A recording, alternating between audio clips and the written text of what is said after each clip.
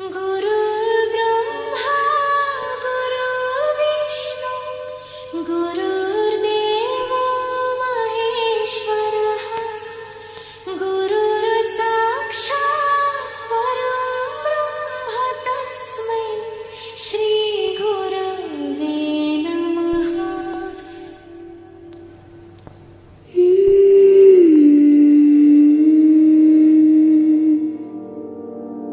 अखण्डमण्डलाकारं व्याप्तं येन चराचरम्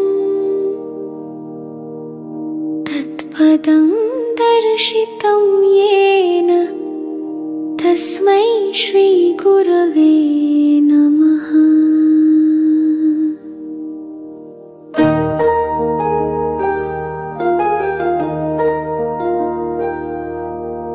अज्ञानतिमिरान्धस्य ज्ञानाञ्जनशलाकया चक्षुरुन्मीलितं येन तस्मै श्रीगुरवे नमः।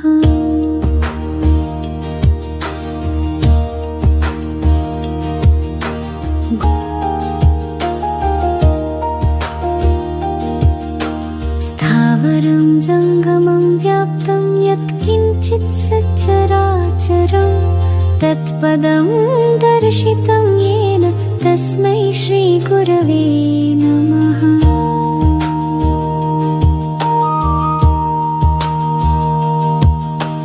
चिन्मयं व्यापि यत्सर्वं त्रैलोक्यं सचराचरं तत्पदं दर्शितं येन तस्मै श्रीगुरवे नमः।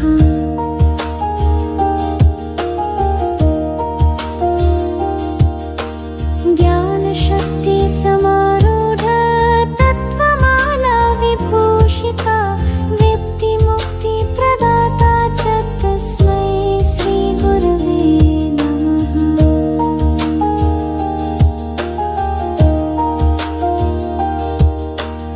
अनेकजन्म सम्प्राप्त कर्मबन्धविदाहिने आत्मज्ञानप्रदाने तस्मै श्रीगुरवे नमः।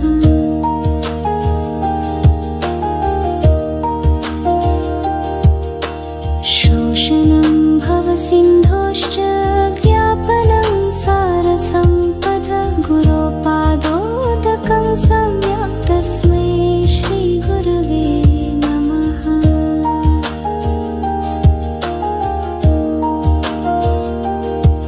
न गुरोरधिकं तत्त्वं न गुरोरधिकं तपः तत्त्वज्ञानात् परं नास्ति तस्मै श्रीगुरवे नमः।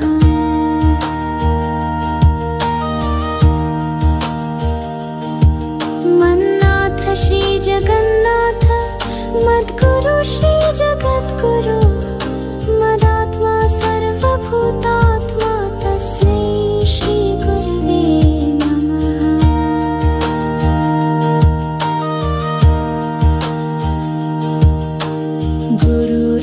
गुरुरादिरनादिश्च गुरुपरमदैवतं गुरुपरतरं नास्ति तस्मै श्रीगुरवे नमः।